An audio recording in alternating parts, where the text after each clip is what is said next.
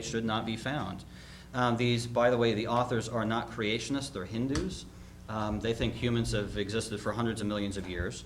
But they find, they cite, for example, we find human remains and carvings and etchings on bones. We find bones with marks that indicate butchery. These kinds of things going back, according to the conventional dating methods, 20, 30, even 50 million years ago, when humans are not supposed to go back that far. We find we have found a nail in sandstone that's dated 360 million years old. We found a metallic vase in Precambrian rocks. Those are rocks supposed to be older than 600 million years. We found a gold chain in Carboniferous coal dated 260 million years, and it goes on and on. We find a lot of things. We have found a lot of things like that. Forbidden archaeology. Yeah, maybe I'll go this time. Yes and no. It's difficult when people bring up statistics or facts that I have not read to address them completely. I don't know what he's claiming. It's a Homo sapien, Australopithecus, or something else, humanoid. And I don't know anything more about those comments that he's making. All I do know is that they made an earlier comment about science and a critical approach to it, how difficult it is, and if you want to make a change in science, you can get shot down. You can't hardly bring stuff. That is absolutely true. And if you want to see examples of that, it goes on every day in science, in people who are doing real science, not creationism. And people try and bring up a new idea, and they have to prove it and reprove it, and you have to test it and reobserve it, and then somebody else has to prove it. That's how science works. And if you think it's difficult for someone outside of science to bring it up, you should see what goes on in science. Okay, we got to stay to the questions that are asked. Yeah, but I have one. I'd like to do a comment on this question. Yeah.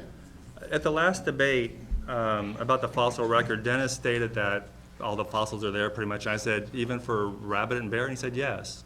Okay, well, this is what Dawkins said. He says, you want to contradict evolution? He asked rhetorically, show me some rabbits in the Cambrian period, for example. There are no rabbits there. Even the Answers in Genesis, a young Earth creationist group, has said that, and they say, and in fact they're trying to explain why does the fossil record have these smaller organisms at the bottom and more advanced ones at the top? Well, maybe because the water sorted it that way. Because the land animals take, they're killed after the marine animals. I mean, they're trying to figure out why the fossil record is the way it is. So I'm sorry, there's no rabbits in the Cambrian. Do you still think there's rabbits in the Cambrian? Okay, next question. I think that's an important Okay, thing. guys, I never said that. I said we got a whole lot of questions. Good timing, because my question to Marcelino relates pretty well to what Bernie just said. Also, it's everyone else can answer this as well, kind of arbitrarily. Is what evidence would you have to see in order to change your mind about evolution? And please be as specific as possible and feel free to be creative. Okay, there is none. I used to have the evolutionary position, but there is no evidence. I'm serious. See, the thing is, okay, in a forum like this, we have only a limited amount of time, right? So there's so much proof, that I have in here and in my book, and that I've heard in the Design Science Association. There's so much, I can't present it all. But That's not his question. Okay, his question is, having investigated it all, having originally had the evolutionary position, everything that has been presented has been countered in my mind. But that's not his question. Your question Yes, it is what He says, what would it take? Yeah, what's the What new would it evidence take? what's the new evidence you would need today that you haven't reviewed everything? I think what Dennis is trying to Why say, bother? and I would agree with this, Why bother is, and to speak to your question, all of the evidence that we feel that exists for creation would have to be countered. You would have to present evidence that counters all that we know to be true.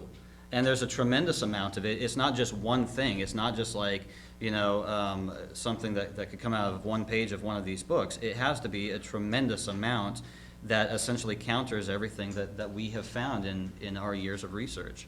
I'd like to add one thing here. You're going to hear stuff that you normally don't hear in this type of discussion. So hold the laughter. It's a little bit, I don't know, I would say it's kind of mocking people. So if you would just realize not everybody agrees with everybody else here. So does that answer your question? Can I make a comment on that question? Yeah. It's a really good question. When I first heard that question in an online debate, I mean, my first reaction to it was, well, there's nothing that would convince me. I already know too much.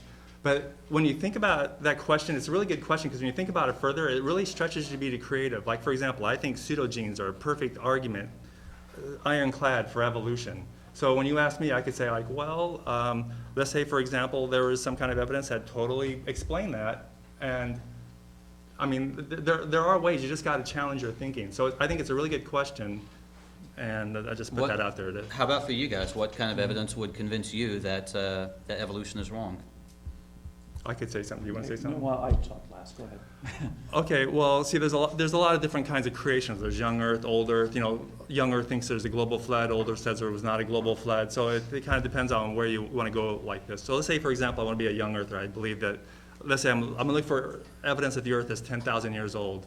I suppose one thing is, for one thing, now all the dates kind of coalesce on a lot of science on how old things are. So if they didn't coalesce, like for example, if you measure one thing that's 10 billion years old, something else is 1,000 years old, and something else is 6,000 years old, well then maybe it'd say nothing makes sense here. Maybe God just made things by miracle. But when everything makes sense, I would say that's the counterpoint. So I would say maybe if things didn't make sense, because if it's a miracle, it's not going to make sense. Like carbon-14 and diamonds? I have an answer for that. Basically, well, okay. So basically, the argument is like, well, there shouldn't be any carbon in diamonds because of the half-life, it should have all decayed by now. So there's a lot of assumptions. Basically, for example, if there's carbon around it, it can go into it. Into a diamond? No. Well, you realize it that's the can hardest tan- substance on Earth. Well, basically, the ASA has this is one of the things that if it's alongside it the whole time. Diamond's in the ground for a long time. If there's carbon around it, it can leach into it, even microbes. Carbon, from microbes. The diamond was supposed to have grown 1.5 billion years ago. So anyway, all those arguments are, have you seen the ASA website where they talked about all this stuff? So I mean, Yeah. you've probably seen the So the answers carbon there. around the diamond is 1.5 billion years old too. There's something there, So- which I just wanted to address about when I was saying, feel free to be creative. An example of that is what Bernie just did there, saying, well, suppose the things that we saw turned out differently, and the world isn't the way that we see it now. I'm asking feel free to include that as well, with some of these, findings that you have. But I've seen so much evidence to the contrary. I mean, like the dating game, like what I said earlier about the dating game. There's so many dates that have been assigned by top dating institutions that are wrong. See, so you can't rely on the dating system, radiometric dating. And even if all that turned out to be right, or if things were different and that turned out to be right, you still believe the same thing. But it won't because there's so much evidence that it isn't. That would just be one piece of the puzzle. Gary? You know, we're human. We can't know everything. So there's always going to be holes in our theories and things that we'll probably never be able to explain. But we have to observe what we see. And I will agree. In microevolution, I do believe that species have adapted. They've changed over time. I think we all agree with that. We can all agree on that. Microevolution. Where it differs, in my opinion, is when God said, "I'm going to create everything after its own kind." Seeds, plants, everything. That's what we see. We don't see anything different. We observe everything, and all we see. I mean, can you name anything? Does a sheep give birth to a cow? No. I mean, we observe this, and what I'm saying is, within we got to respect both sides. I understand this, but the evidence. If I'm just observational science and I'm looking at the evidence, does things reproduce after their own kind? Does that support the Bible? Well, the Bible makes this statement, and so to keep it plain and simple, I mean, within the species, we know that there's genetic limitations. We know that things just if it mutates a certain way, it's going to probably Okay, we die. got it. Okay, go So ahead. anyway, my point. That's my point, Well, basically. I would have something to say. I mean, as far as seeing it, it's because we don't see it because of the time scale. For example, I can make the same argument. Our fingernails don't really grow. Look at it as long as you want to. You don't see it growing. No matter how long you look at it, you don't see it growing. Therefore, they don't grow.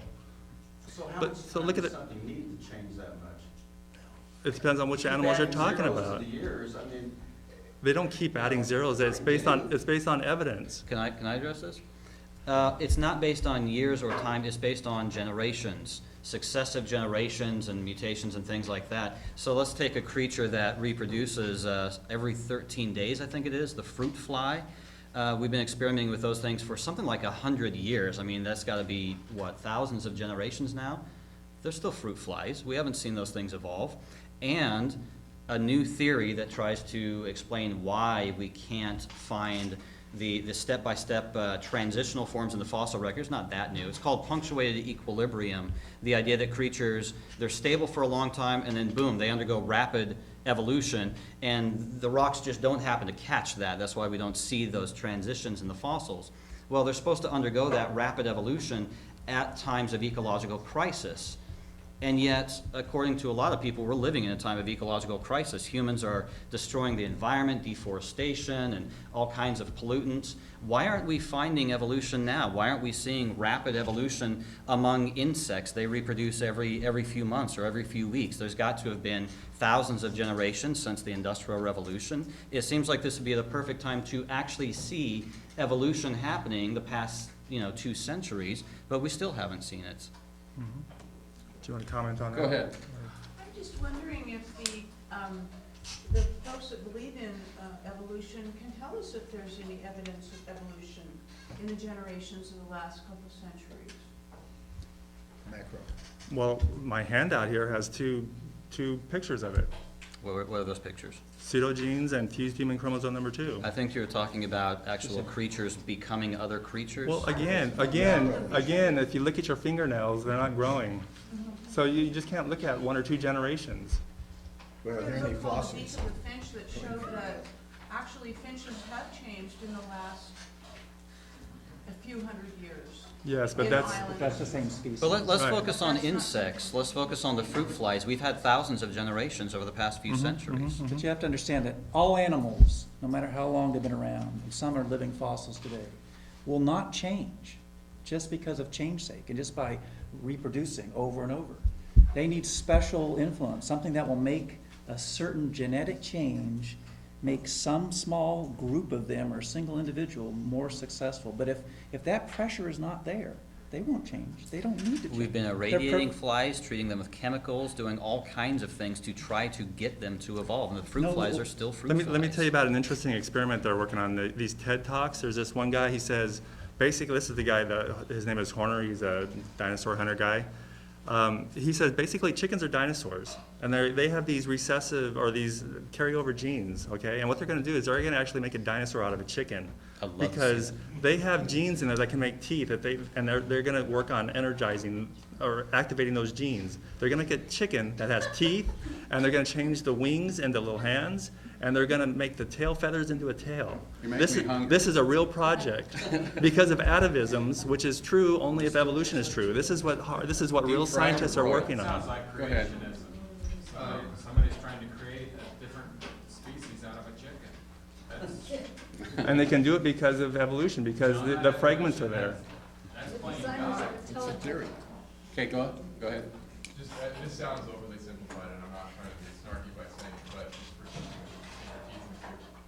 Looking at, like, polar bears, for example, right now they're probably one of the most endangered creatures because their environment's getting, clearly melting out from under them, and they're swimming long distances to find ice, places where they can fish or whatever.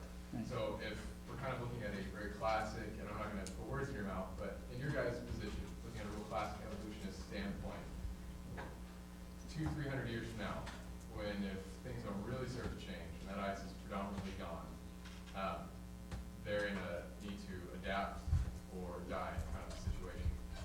What can we expect from what you guys know and what evidence you believe in that change to look like for them? What's their future, genetically or just as a species in the whole, whether they live or survive or don't? I think Danny has the answer to They're that. already starting to make the grizzly bears. Right. They're moving south. And they're losing their coat from white. Yeah. Well, let me But say, that's still not changing a species. Realize that this change is so incrementally slow that if anybody here asks me, so when was the last or the oldest known relative to us, the Homo sapien? Well, I held the skull, well, not the real skull, but it was a skull-like A cast. mold, a cast, thank you. And it's 150,000 years old.